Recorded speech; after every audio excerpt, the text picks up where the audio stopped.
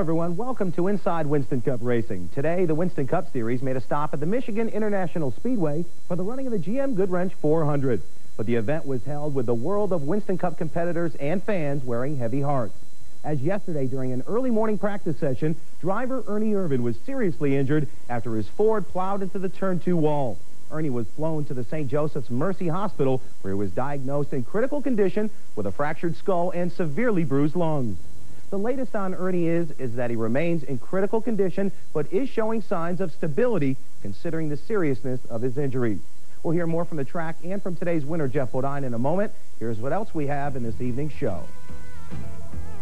Coming up later in the show, we'll have a conversation with Terry LABONTE. The former Winston Cup champion is celebrating the 10th anniversary of his title and enjoying his first season with Hendrick Motorsports. And we'll take you to a Goodyear tire test with the Maxwell House Racing Team. It's a behind-the-scenes look at what it takes to win the next battle in the tire war. Today's show is brought to you by Super 8 Motels with over 1,000 locations nationwide. Life's great at Super 8. Texaco Haviland Formula 3 Motor Oil. Add more life to your car. And by cold-filtered Miller Genuine Draft. Get out of the old, get into the cold. Jeff Bodine dominated the GM Goodwrench 400 this afternoon at the Michigan International Speedway. The race also saw point leader Dale Earnhardt have a rare DNF. Let's look at the highlights from today's race. Today's Winston Cup highlights are brought to you by Texaco Haviland Formula 3. Add more life to your car. Although the green flag flew shortly after 12:30, the 41-car field failed to complete even a lap before this 8-car wreck was triggered by Billy Standridge. Bobby Hillen is the driver that went up on his side. A lot of wrecked race cars, but no one was injured. The race finally restarted on lap 13, with Jeff Bodine setting sail and a group of drivers descending on John Andretti for second. It took until lap 41 before anyone could make a challenge to Bodine, and it was Rusty Wallace in his Miller Genuine Draft Ford racing Bodine to the stripe as rain would fall and bring out the second caution of the day. On lap 52, it was green flag racing once again, but just a couple of laps later, Winston Cup points leader Dale Earnhardt and Todd Bodine made contact going into turn 3. Both cars would wreck. Earnhardt was done for the day, finishing 37th. Jeff Bodine would continue to run out front until second round of pit stops were through, and that's where it would get interesting, as Rusty Wallace ran his Miller Genuine Draft Ford out of fuel on pit road. But that was the first of his problems. As he tried to fire it on pit road, the car fell off the jack, and he almost went a lap down. Just laps later, Jeff Gordon lost the cylinder in his DuPont Chevy after a solid run inside the top 5. With 30 laps to go, there were only 7 cars left on the lead lap, and both Bobby Labonte and Kyle Petty were in jeopardy of going one down. That's when the 4th caution flag flew for the hood of Jeremy Mayfield's Fingerhut Ford, which flew off and got into the crowd. No one was hurt. Green flag, lap 177. Bodine, Mark Martin, and Kyle Petty, who was running 3rd after coming from 40th. Bodine stretched it out, but there was one more yellow flag for Loy Allen's wreck. Both Petty and Rick Mast would pit for fresh rubber. Rick would take on 2, Kyle would take 4. The green flag waved with 10 to go, but the best race was for 3rd between Bobby Labonte, Rick Mast, Rusty, and Kyle. Meanwhile, it was Bodine looking for his first win ever at Michigan. Bodine would get to the checkered flag first. He was followed by Martin Mast, Rusty, Bobby Labonte, and Kyle Petty. Now here's your Super 8 Top 8 finisher.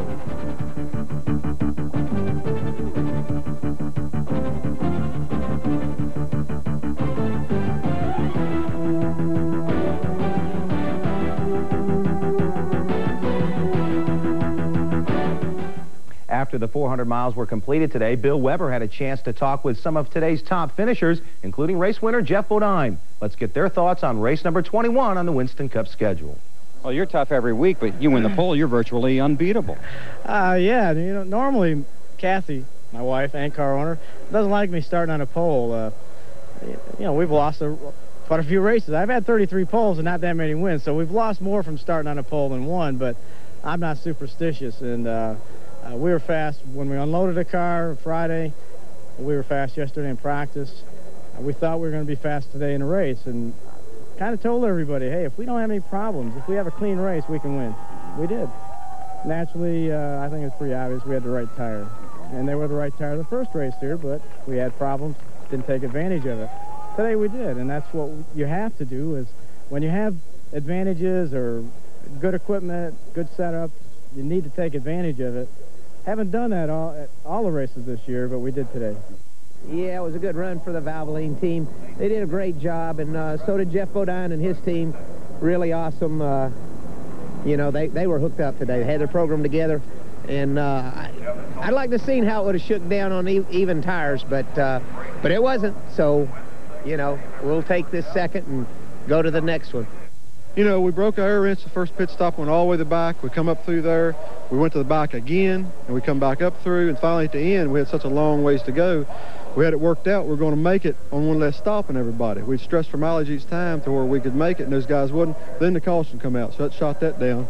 So then, you know, at the end, we just all had a pretty good race.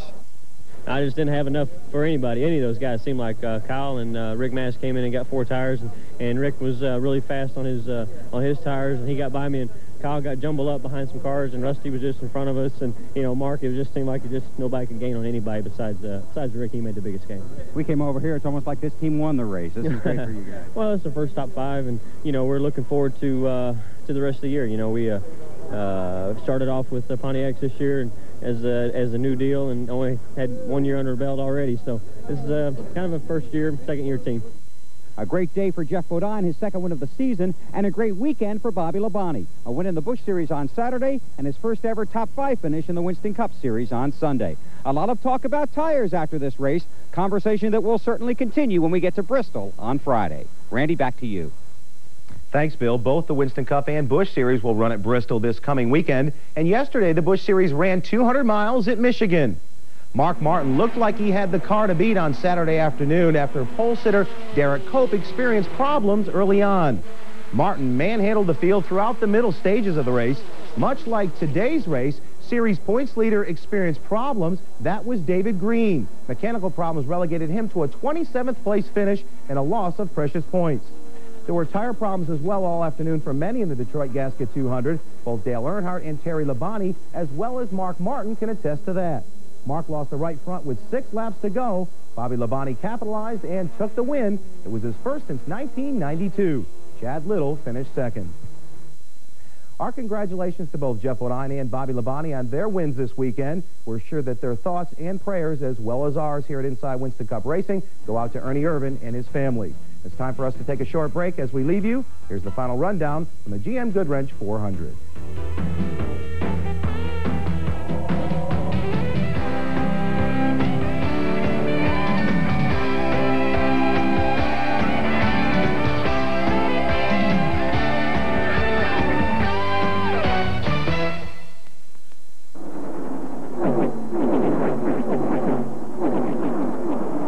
Terry Labonte came on the NASCAR Winston Cup scene back in 1980 driving for the Billy Hagan team. They won the NASCAR Winston Cup Championship in 1984. Then in 1986 he went to drive for Junior Johnson for 3 years, and then after that drove for the Richard Jackson Skoal Classic team for 1 year before he went back to Hagan. Now in 1994 he's driving for the Hendrick Motorsports team, and they seem to be gelling well. They already have 1 victory. Randy Pemberton talked to Terry recently about how things are going. Terry Labonte currently stands 12th in this year's Winston Cup point race, only 62 points outside the top 10. And with 11 events left on the schedule, he has more than a legitimate shot at his 12th top 10 finish in 16 seasons on the circuit. Nicknamed the Iceman for his consistent performance on the track and his cool demeanor off, Labonte's career is stacked with statistics reflective of a man that lets little get in the way of success. Included in his racing resume, a Winston Cup title in 1984, an International Race of Champions crown in 1989, and a consecutive starting streak on the Winston Cup Tour that totals 464 straight, second only to the retired Richard Petty's 513. But for Terry Labonte, stats are for fans and the media. What he concerns himself with is consistency of his race cars, and that has been a search all season long. That's what we really have to work on, I think, for next year, is come back and really try to be consistent and try to run better at some of the places that we didn't run good at. And then, of course, you can always even improve at the places you do run good. So, I don't know. It's a tough deal. You know, you go to a different place every week. A lot of times you have a different car every week. And don't have a whole lot of practice time, don't have much testing time, so we just do the best we can. You know, the 2 car with Rusty and the 28 car with Ernie and the 3 car and the 6 car, the thing that they've got going for them, I think, is they're so consistent. And what happens, you know, one week, one of them might be off a little bit, but the other 3 are right there. Those teams are very consistent, and that's, you know, and they won all the races for a long time. And this year you've seen some other people win some more races and stuff, but you haven't seen the other teams, anybody come in there with the consistency still that they have. And that's what we've got to try to get. We've got to get the consistency where we can have more top 5s, more top 10s, and some more wins. Tires playing a factor in that? You hear a lot of drivers, a lot of teams talking about changing the tires every time you come to the track. I mean, you saw teams like last year seem that they had a handle on everything, and now that the Hoosier Goodyear thing has come in, has that been any kind of factor at all for you guys? Well, it has. You know, we have run a different tire just about every track, every time we go to the same track. So you have a different tire, and the 2 tire companies are competing against each other. So one of them's trying to, always has to have a better tire than the other one, and fortunately for us, Goodyear, you know, has come out on top most of the time, and that's what we run. So. But it is aggravating. You know, you leave and you think, man, we got a great setup here, and you go back and you got a different tire, and it might not work quite as good. Although Terry will fall short of winning a 2nd Winston Cup title this year, as a business partner with brother Bobby, he could capture the Busch Series crown with driver David Green, a division that Terry has taken 3 wins in himself this season. They do a great job. My dad looks after that program for me and looks after the Busch cars. And then, of course, David Green's cars are out of our same shop there, and the same guys all kind of work together there on the cars, and they all do a great job for us. And David's doing a fantastic job, and really runs good and takes care of the equipment and works on the cars too. So we're really pleased to have him behind the wheel there. And so the two teams are consistent. You know, they run awful good. The cars are awful good. As far as the Hendrick teams go, Terry was the first of the 3 drivers to win this season when he captured a victory at North Wilkesboro in April. And as the teams headed for Michigan, Jeff Gordon had already recorded 2 wins, and Kenny Schrader had come close. And with each race, all 3 teams seemed to be improving, probably the benefit of sharing information. You know, I sure don't have any complaints. A lot of people really criticize the 3-car team, and I really feel like that I can make that work to my advantage, and that's what we have to do. And if you go in there with that kind of attitude that, hey, we can make this work better for all of us here if we have this positive attitude about it. And a lot of times we might go to the racetrack and maybe Jeff's running good or Kenny's running good, or we might be running good, and we might help the other teams or they might help us. And so that's been a big help for us all, I think, to be able to work together. And I think the teams probably work a little bit closer together now than maybe they have in the past.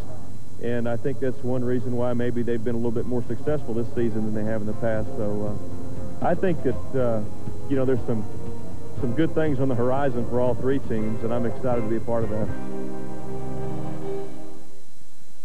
It seems like a perfect marriage, Terry Labonte and the Kellogg Cornflakes team of Hendrick Motorsports. They're both very consistent. We need to take a break. Still to come, we'll have the mailbox. We'll also have a story on tire testing from the Martinsville Speedway, so you stay with us.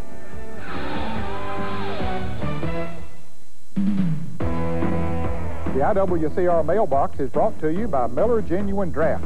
This week's question, are the electrical systems in Winston Cup cars 12 volts, and do they operate on a system similar to a street car? Hi, Tom. I'm Jeff Bodine, and the electrical systems in a Winston Cup car are very similar to a street car, a passenger car. They're 12-volt systems. We use a little more high-powered ignition system. That's the part that goes to the distributor and spark plugs. But the batteries are just like you can buy for your street car, just a 12-volt battery. And, of course, we use Exide batteries, and that's what you should be using. If you have any race questions, write to us at Inside Winston Cup Racing, Box 240417, Charlotte, North Carolina, 28224. If we use your question on the air, you'll receive this embroidered Miller Genuine Draft jacket. Still to come on this edition of Inside Winston Cup Racing, we'll take a look at a tire test by Goodyear as they try to get a jump on their competition at Martinsville, Virginia. As we leave you for this break, here's a look at what's coming up next week on IWCR on TNN. Next week, the Winston Cup and Busch Series return to Tennessee for 2 nights under the lights. Sunday, we'll have the weekend wrap-up from the Bristol International Raceway. And we'll meet Raymond John Evernham. He's the son of DuPont crew chief Ray Evernham and his wife Mary. He's an energetic race fan living life in the fast lane while fighting leukemia. It's a family story of kids and courage next week. The official conversion van of Inside Winston Cup Racing is Gladiator from Glavel, America's new #1 luxury van. Glavel, the way we put it together, sets us apart.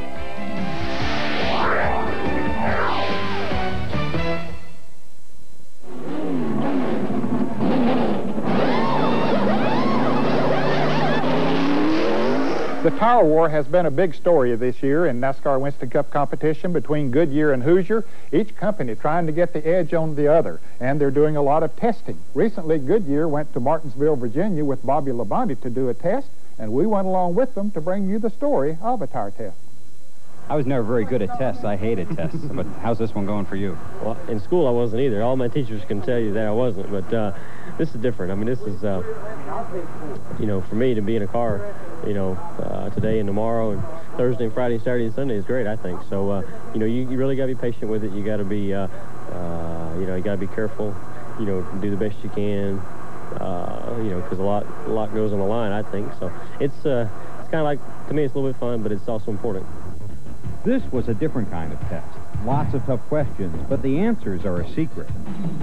Anything you need to do, the car is doing on this set of tires. All right.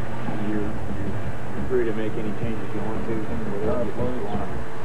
to. We did quite a bit yesterday. I don't think we'll have too much trouble today. Well, we're just trying to get a little better. It's kind of a low-pressure situation where the team is not under the gun and we're not under the gun trying to beat a practice deadline time, and we have an opportunity to try some different things, both from a construction standpoint, compound standpoint, and really we're trying to prepare ourselves a little bit better for the upcoming September race. Construction compounds competition. The 3 C's have replaced the 3 R's. Yeah, let's just take about 3 out of there. 3? Yeah, 3 out of here. Great for a long day, but anytime we can help Goodyear out, and it helps us out too, it's a benefit to all of racing. And we can show you these guys talking, but we can't tell you what they're saying. The results are well guarded. But preparing for this test is just like going to school. You study, ask questions, practice, then get ready for the real thing. Hey, no passing notes in class. How about driver input? How valuable is that to you today? It's very important. Some tracks more important than others. Here is one of those where I think it is important. Obviously, we look at the stopwatch. Obviously, we look at tire temperatures, but there's some intangibles out there where the driver can kind of read between the lines and help us out of a predicament if we find ourselves there. One thing you don't want to find at a tire test is rain. One thing you will find at a tire test is plenty of tires and big, strong guys to move them around. Change them, take them back, get some more, change them again. Yeah, it's probably harder on the driver than any of the rest of us because he just sits in there and never gets out, and all we do is bolt on 4 tires and send him back.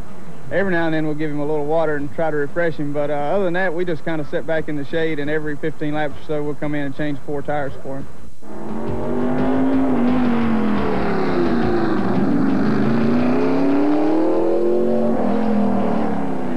Those fronts have considerable amount of rebound.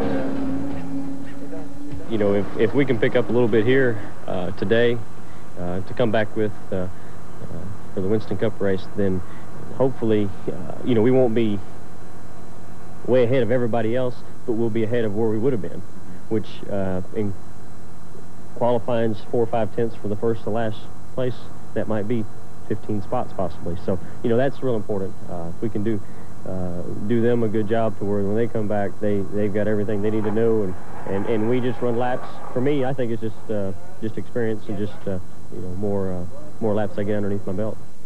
Of course, Goodyear uses different teams for different tests. With a testing situation like it is, it's usually not too hard finding somebody to do some tire testing for you. And each test helps Goodyear improve the performance of its tire and helps each team get ready for the big exam later in the year, race day. Well, it's real good for the driver. You need a lot of rhythm here at Martinsville. You need good patience and good rhythm, and this is good for him, especially coming back to these short tracks. He can get in good rhythm. We got basically a new car here trying things, and so it's real good for us. It gets us ready for this short track run coming up.